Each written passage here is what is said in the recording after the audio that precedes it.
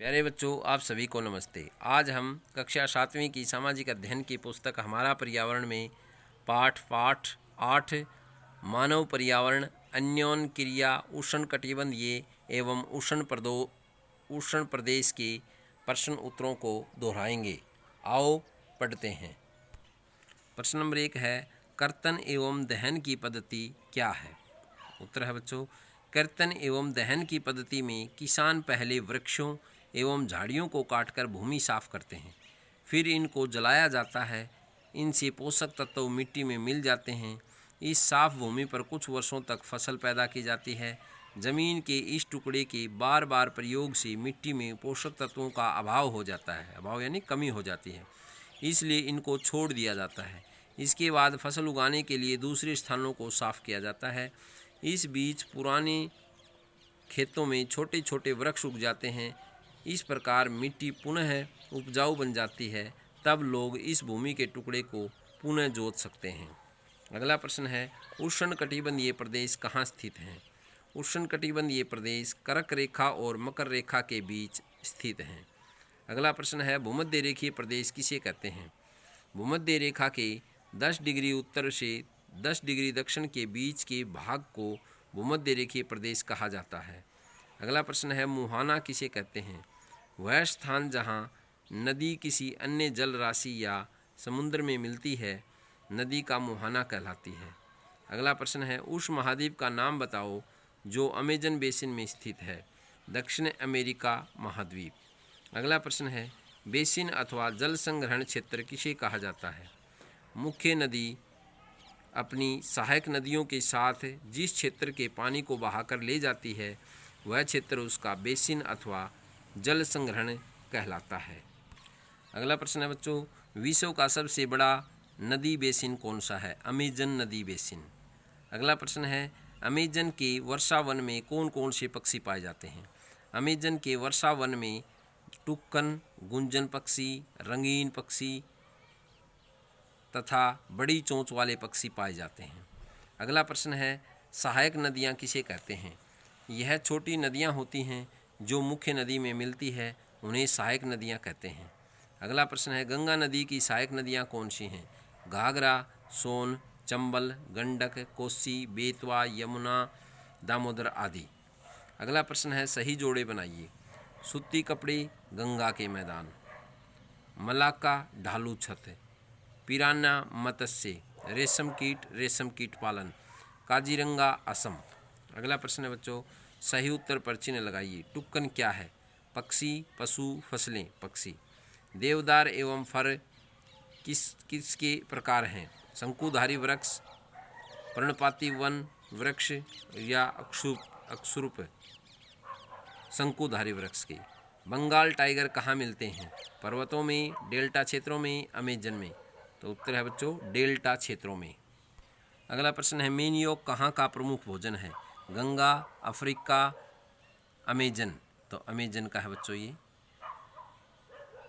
ब्रेमियाल्ड क्या है? यह एक ऐसे प्रकार का पौधा है जो अपनी पत्तियों पर पानी को संचित करके रखता है। अगला प्रश्न है, अमेजन बेसिन के लोग कौन कौन सी फसलें उगाते हैं? ये लोग टेपियोका, अनानास, शकरकंद तथा कसावा आदि फसलें उगाते हैं। इसके अलावा काफ़ी, मक्का एवं कोको जैसी नकदी फसलें भी उगाई जाती हैं। गंगा नदी के पास के प्रमुख शहर कौन कौन से हैं? इलाहाबाद, कानपुर, वाराणसी, लखनऊ, पटना, कोलकाता। एक सींग वाले गेंडे कहाँ पाए जाते हैं? असम के ब्रह्मपुत्र के मैदानों में। अगला प्रश्न है, वर्षावन लुप्त हो रहे हैं, कारण बताइए। उत्तर है बच्चों, ऐसा अनुमान है कि प्रति वर्ष वर्षावनों का बड़ा भाग लुप्त होता जा रहा है। इन वनों में जैविक विविधताएं पाई जाती हैं, जैविक विविधता में अलग अलग प्रकार के जीव, लेकिन विकास की गतिविधियों के कारण इन वनों का बहुत बड़ा हिस्सा काटा जा चुका है। यही कारण है कि वर्षावन लुप्त होते जा रहे हैं। अगला प्रश्न है, गंगा ब्रह्मपुत्र के मैदानों में हम किस चीज़ की कृषि करते हैं? अगला प्रश्न है, मैदानों में धान की कृषि होती है, कैसे? उत्तर है, धान के खेती के लिए पर्याप्त मात्रा में जल की आवश्यकता होती है। यह प्राय उसी क्षेत्र में उगाया जाता है जहाँ वर्षा अधिक होती है। गंगा ब्रह्मपुत्र के मैदानों में यह आदर्श स्थिति उपलब्ध है क्योंकि यहाँ जल की उपलब्धता पर्याप्त है। यही कारण है कि गंगा ब्रह्मपुत्र के मैदान में धान की कृषि होती है। अगला प्रश्न है बच्चों, पूरे विश्व की जनसंख्या घनत्व कितना है? 51 व्यक्ति प्रति वर्ग किलोमीटर।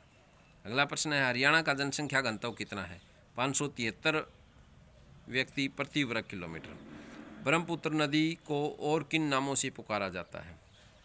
ब्रह्मपुत्र उद्गम स्थल तिब्बत के समीप मानसरोवर झील, तिब्बत को सांगपो, तिब्बत में ब्रह्मपुत्र नदी को सांगपो, अरुणाचल प्रदेश में दिहांग, असम में ब्रह्मपुत्र, बांग्लादेश में जमुना, गंगा और ब्रह्मपुत्र की संयुक्त धारा मेघना। अगला प्रश्न है बच्चों, गंगा ब्रह्मपुत्र बेसिन में रहने वाले लोगों का मुख्य आहार क्या है? आहार में भोजन क्या है? मछली एवं चावल। अगला है प्रश्न, अमेजन नदी की खोज किसने की? स्पेन के अन्वेषकों ने। अन्वेषक माने खोज करने वाले। मैंग्रोव वन किन क्षेत्रों में पाए जाते हैं? डेल्टाई क्षेत्रों में। डेल्टा क्षेत्र होते हैं समुद्रों के आसपास क्षेत्र। भारत का जनसंख्या घनत्व कितना है? 382 व्यक्ति प्रति वर्ग किलोमीटर। वेदिकाओं का निर्माण कैसे होता है?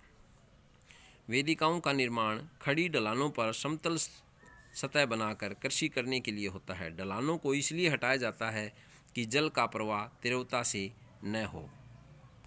अगला प्रश्न है बच्चों, गंगा ब्रह्मपुत्र बेसिन के डेल्टा क्षेत्र में कौन से जानवर पाए जाते हैं?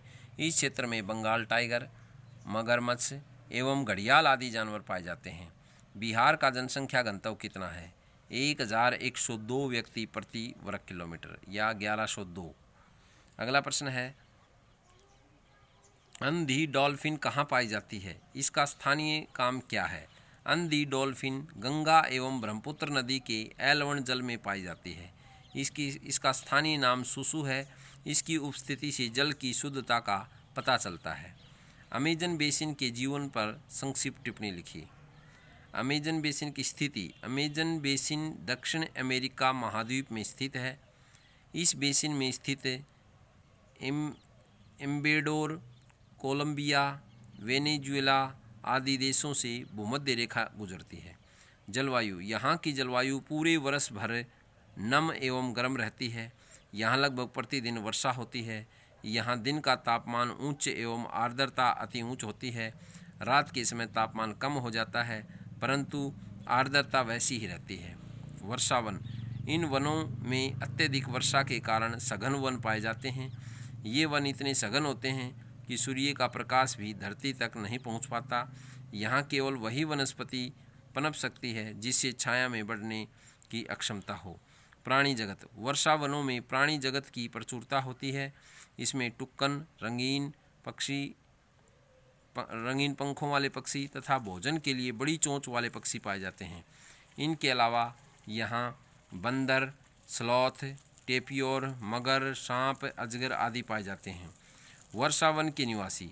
यहाँ के लोग कृषि के लिए कर्तन तथा दहन पद्धति का प्रयोग करते हैं। ये मुख्यतः टेपियोका, अनानास एवं शकरकंद जैसी फसलें उगाते हैं। इनका मुख्य आहार मेनियोक है जिसे कसावा भी कहते हैं।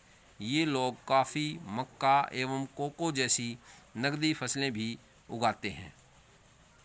तो बच्चों, ये हमारा पाठ पूरा हुआ। आशा आपको समझ में आया होगा। बार बार पढ़ें, लाइक करें और चैनल को सब्सक्राइब करना न भूलें। बेल घंटी का निशान है उस पर प्रेस करें ताकि आपको अगला नोटिफिकेशन शीघ्र मिले। धन्यवाद।